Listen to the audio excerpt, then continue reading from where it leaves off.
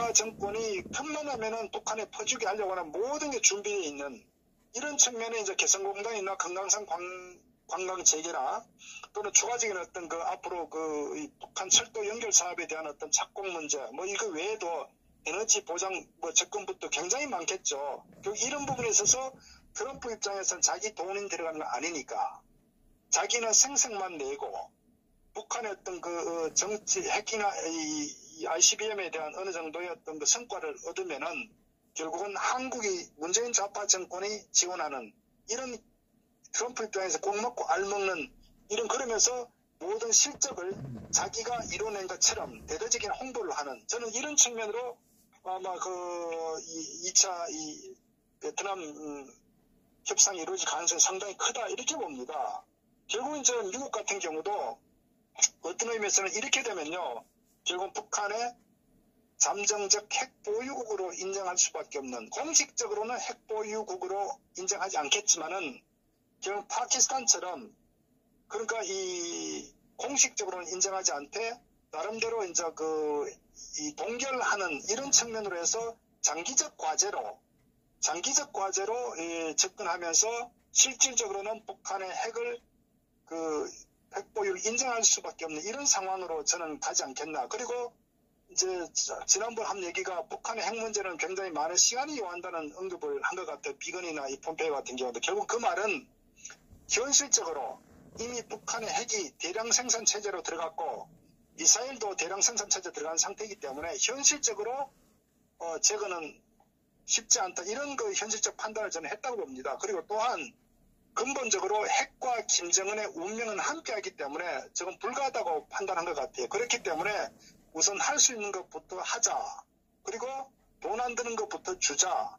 저는 이런 장기적 전략적 측면에서 트럼프 정부가 이 북한을 다루는 그런 저는 입장으로 선회한 거 아니냐. 그렇기 때문에 북한의 김정은 지난번에 트럼프의 친서를 받고 굉장히 대단히 만족하고 이번에 또 스웨덴에서 비건과 최선희가 3박 4일 일정임에도 불구하고 2박 3일의 조기 이 회담을 끝낸 것도 결국은 상호 간에 상당 부분 주고받는 어떤 그런 결과가 이루어진 거 아니냐. 저는 이제 그런 판단을 하는 거죠. 결국은 결론적으로는 아마 제가 개인적으로 봤을 때 저는 트럼프는 결국 김정은에게 어떤 협상에서 패했다. 저는 이렇게 판단할 수밖에 없다는 거죠. 왜냐하면은 궁극적으로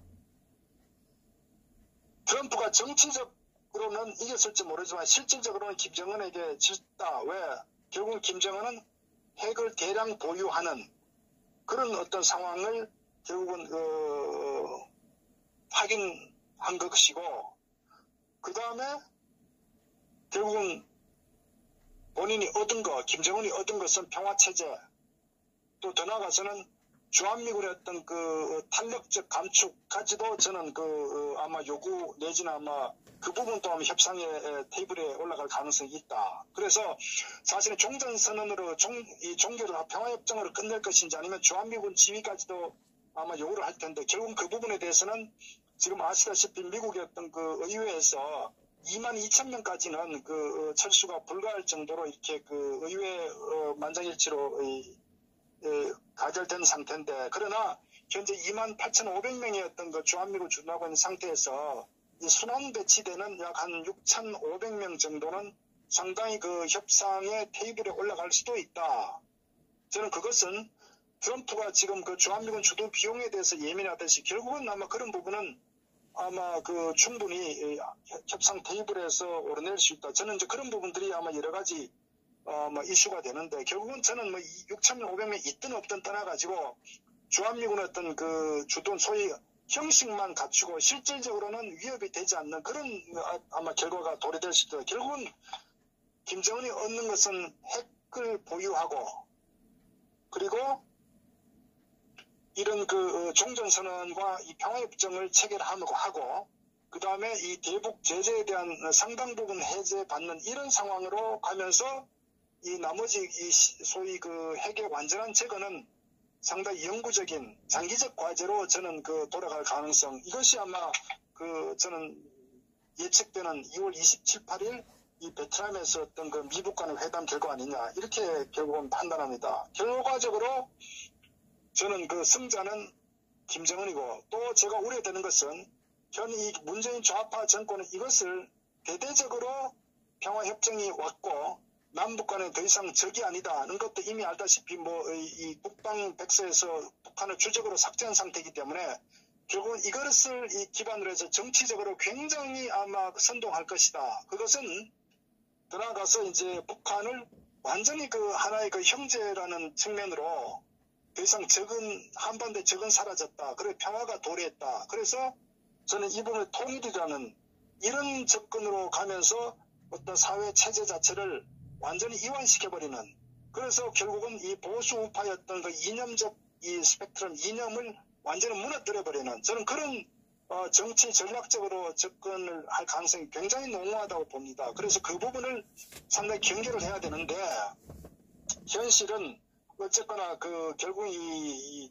한반도의 운명은 우리 자신들의 손에 의한 것보다는 결국 좌파의 손과 미국 간의 어떤 그런 그 협상에 의해서 대한민국의 운명이 지금 완전히 몰아나고 있다는 부분에서 참 우려를 하지 않을 수 없다는 것을 제가 상당히 말씀드립니다. 그러니까 참 안타까운 것은 그럼에도 불구하고 소위 이 우파, 이 정당 우파 세력들이 마땅한 대안을 갖고 있지 않고 참 한심한 것은 이런 그 중차대한 이 상황에 이 자한당의 국회들이 국회 로턴들 앉아가지고 단식 아닌 단식 정말 5시간 말도 안 되는 그런 코미디 같은 쇼를 하고 있으니 이 나라가 어떻게 되겠습니까? 그러니까 어떻게 보면은 그 좌파들이 참 잘하는 게 아니라 소위 보수를 표방하는 이 정치꾼들이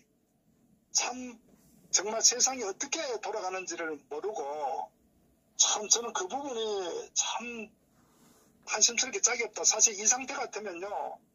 대대적으로 온 국회의 모든 세력 동원해서 광화문에 나와가지고 이 미국 회담에 대해서 입장 강력하게 대변하고 만약에 이 북한 그 핵이 정리되지 않으면 대한민국은 핵무장 하겠다 이런 선언을 한다거나 할 수 있는 모든 그 정치적 행위를 해야 되거든요.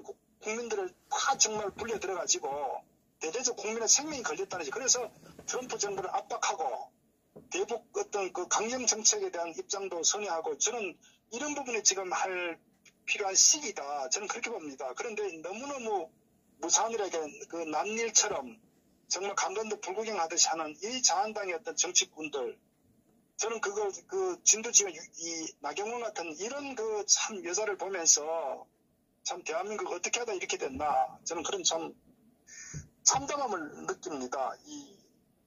앞으로 그 2월 27, 8일 날 2차 미국 회담을 제가 좀 느끼는 부분 그렇습니다. 예, 지금 북한 핵이 사실상 그 김대중 노무현은 우리 대한민국에 위협이 되지 않는다고 우리 국민들을 속여왔었잖아요. 사실상 이제 위협으로 다가왔고 그리고 지금 이제 질문이 들어왔는데 네. 북한 핵이 미국에 위협이 되는지 안 되는지 이런 부분을 물었습니다, 지금. 저는 두 가지 직접적 위협이요. 그러니까 핵의 위협이라는 것은 미국 본토의 어떤 결국은 도달돼야 되거든요. 예, 본토 위협, 예. 네네. 그러려면 결국 이제 핵을 실어나는 운반체, 소위 말해서 대륙간 탄도탄 미사일 ICBM이라는 부분이 이제 전제가 돼야 미국 본토에 위협이 되는데.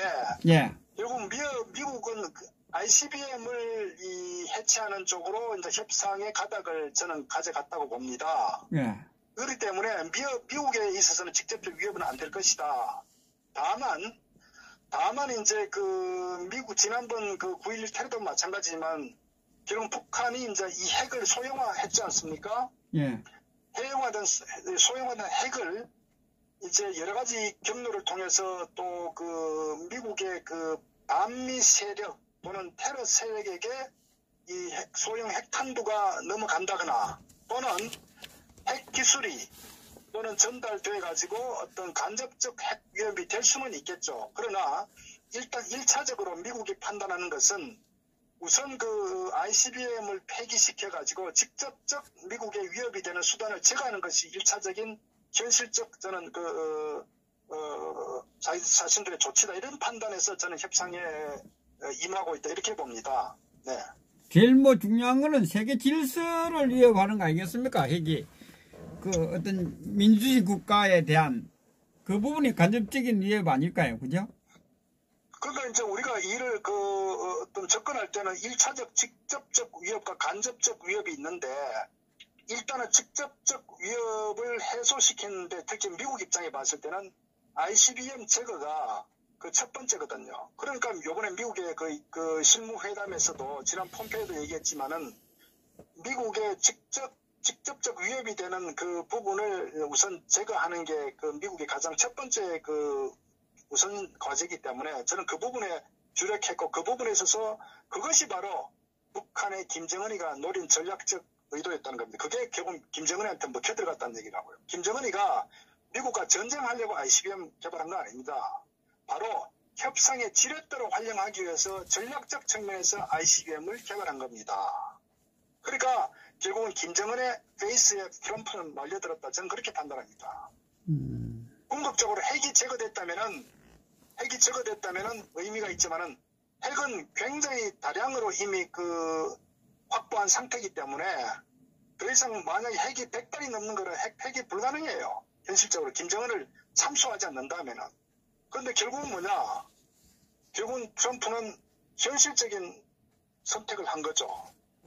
그러니까 말씀드렸다시피 미국의 직접적 위협이 되는 중장거리 ICBM은 제거를 시키는 선으로 어느 정도 협상을 하고 그 다음에 시간이 장기적 과제로 결국은 이 북한의 그 완성 핵을 정리하는 그러나 그건 뭐 현실적으로는 불가하다고 보는 거죠. 그렇기 때문에 북한은 이번 그 2차 미북 회담을 기점으로 해서 공식적으로 제 판단은 핵 보유국으로 인정받는 결과를 가져올 것이다. 저는 그렇게 이제 우려되는 거죠. 그렇기 때문에 이번 그 경제 제재 해제 또는 평화 협정만 이루어진다면은 이제는 미국은 북한을 군사 공격할 명분이 없어지는 겁니다. 지금은 종전선언이 이루어지지 지금은 그 휴전 협정이기 때문에 상황에 따라서는 마음만 먹으면 전쟁할 수 있고 폭격할 수도 있지만 그러나 평화 협정이 이루어지면은 국제법상에 어떤 특별한 이유 없이 공격할 수 없거든요. 그러면 결국은 북한의 핵은 유지한 채로 결국은 종전 선언이 되면서 평화 협정이 이루어지면은 그것은 바로 김정은이가 노리던 핵 보유국으로서의 인정을 확보하는 겁니다. 그게 지금 바로 앞으로 한 달 이내에 이루어지는 상황이라는 겁니다. 그 아까 뉴스 나온데 보니까 1조 원 북한에 빌려줬는데 이자가 뭐 2250억? 1조가 문제가 아니고요. 예. 100조가 문제가 아닙니다. 앞으로 제가 우려되는 건 무슨 얘기냐. 북한의 핵보유가 또 문제가 아니에요. 결국은 이 종전선언과 평화협정이 이루어지는 소위 미국이 합의하고 아마 또 뭐 주변국이 합의하는 이 종전선언이 중국도 아마 포함될 수도 있고 향후에 그렇게 되면은 결국은 북한은 핵을 보유한 상태로서 주변이 인정하는 소위 어떤 그 외형적으로는 한반도의 평화가 정착되는 것처럼 보이지만 실제 그 이후에 하나씩 전개되는 건 뭐냐. 국내 종북 주사파 세력들과 북한의 김정은 공산 집단 체제가 대한민국 우파를 괴멸하는 소위 연방제로 가는 아마 그 스케줄이 굉장히 아마 빠른 속도로 이루어질 것이다. 그래서 헌법에 대한 개정이 굉장히 아마 저는 심도 있게 전개될 것이다. 저는 그렇게 우려하는 겁니다. 그것이 실제 북한의 핵을 갖고 있는 것보다도 남한이 북한을 100조를 지원하는 것보다 더 중요한 체제와 대한민국의 헌법적 지위가 무너지는 그런 상황이 전개될 가능성이 굉장히 우리 앞으로 다가오고 있다. 이것을 우리가 우려해야 되는 거예요. 그래서 그런 부분에 대해서 정치권의 인식을 해야 되는데 제가 우려하는 것은 현재 우리 어떤 그 아무런 그 역할을 할 수 없는 그러니까 저는 김정은이가 하나의 그 최종 한반도 승자 처럼 될 가능성이 너무나 농후한 지금 방향 가고 있다는 겁니다. 이것을 막아야 되거든요. 그러니까 제가 막는 방법은 온 국민이 광화문에 나와서 트럼프에 대해서 오히려 지금 압박 정책. 왜냐, 트럼프는 철저하게 미국 자국 중심으로 협상 전략을 끌어가고 있는 거예요. 그리고 돈은 대한민국 너희들이 돼. 생석은 트럼프가 낸단 말이에요. 그러니 결국 뭐냐. 그런데 안타깝게도 이 청와대 정부 주사파 세력들은 바로 자신들이 원하는 걸 지금 그대로 스케줄 착착 진행되고 있는 거예요. 그래서 쟤들은 샴페인을 터뜨린다고요. 그러면 이걸 그냥 무방비 상태로 방치하면은 지금 뭐 총선이고 대선이고 그게 중요한 게 아니라고요. 얘들은 그 여세를 몰아가지고 아마 그렇게 되면요. 또 문재인은 지지율 60%, 70%도 올라가고 후속적으로 김정은이 서울을 방문하는 이런 상황으로 또 전개됩니다. 그거 어떻게 막을 거예요? 그러니까 지금요. 2월달은 솔직히 말씀드리면 지금부터 당장부터요. 온 국민이 광화문에 나와가지고 트럼프를 압박하고 우리도 핵무장한다. 우리 요구 상황이 관철되지 않으면 우리는 핵무장한다. 이런 그 결기를 가지고 투쟁하지 않으면은 이 상태로 가면은 저는 굉장히 위험한 상황이 다가온다는 것을 제가 예측하는 겁니다. 그런데 뭐 지금 자한당은 아스팔트에 한 발짝도 들어오고 있지 않잖아요. 그러니까 제가 말씀드렸다시피 지금 자한당의 당대표 경선도 사실은 이제 뭐 예를 들어서 뭐 김진태 의원이 당대표 됐다고 하면은 아마 뭐 여러 가지 부분이 정말 우리가 강한 강경모드로 나가야 되거든요. 우리는 수용 못한다. 미국과는 너희들 합의했지 우리는 수용 못한다. 만약에 너희들이 이렇게 우리는 핵무장한다.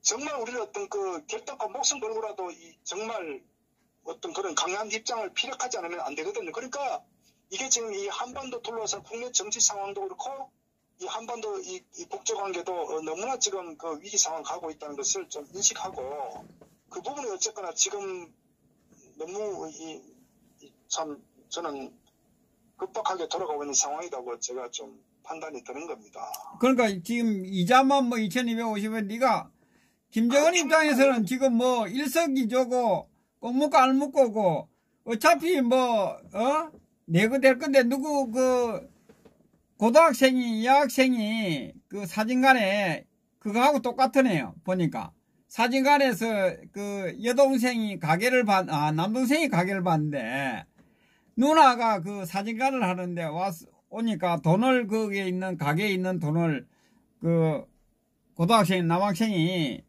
호주머니 여면서 가져가니까 누나가 그거 엄마 아빠 돈인데 그걸 가져가면 어떡하느냐 이러니까 걔가 한 소리가 어차피 내가 될 건데 이 지금 2250억인가 이자도 마찬가지 나만이 어차피 적화시키면 뭐 내가 될 건데 안 갚아도 되겠다 이런 생각이겠네요.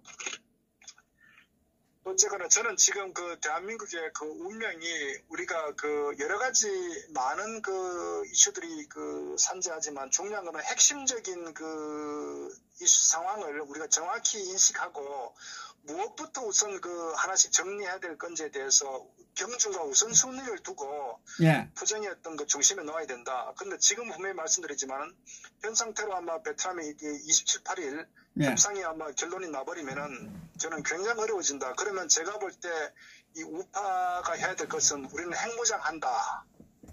이런 굉장히 강한 메시지를 계속 지금 백악관에 넣어줘야 된다고 봅니다. 그래서 이제는 미국을 뭐 협박하든지 아니면 미국에 대해서 강한 어떤 그 메시지 전달을 해서 최소한도 어쨌거나 그 우리 우파 입장이 어느 정도 그 반영이 돼가지고 북한에게 일방적으로 저는 그 합의해주는 그런 상황을 막아야 된다. 저는 그렇게 지금 봅니다. 그것이 현재 우리가 해야 될 앞으로 한 2주 이내에 또 트럼프가 또 어쨌거나 베트남 갈 때 어떤 그 마음을 어느 정도 좀 바로 잡도록 저는 해야 될 일이라고 봅니다. 참 베트남을 한다는 것도 이거 우리 나만의 작품인가?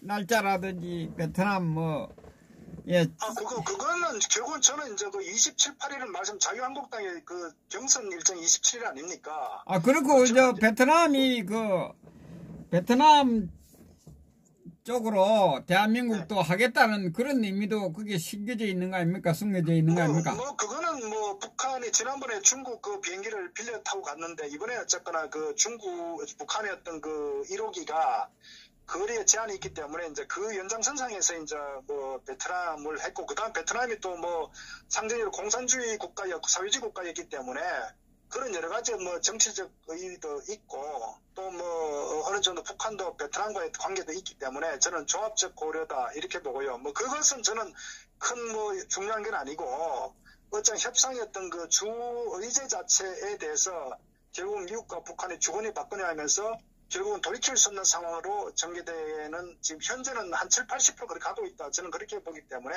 그걸 어떻게 하든지 좀 막을 수 있는 방안을 강구해야 된다. 저는 그게 뭐 정리하면은 뭐 해야 될 일이라 이렇게 봅니다. 그리고 오늘 그 이 부분에 대해서 그 2일날 우리 박근혜 대통령 유영아 그 변호사님 통해서 그 외국 국민들의 그 태극기 외국 국민들에게 사랑한다, 고맙다, 존경한다는 메시지를 보냈고 조원진 대표에게는 고맙고 수고했다고 이렇게 전달됐고 오늘 그 어제죠.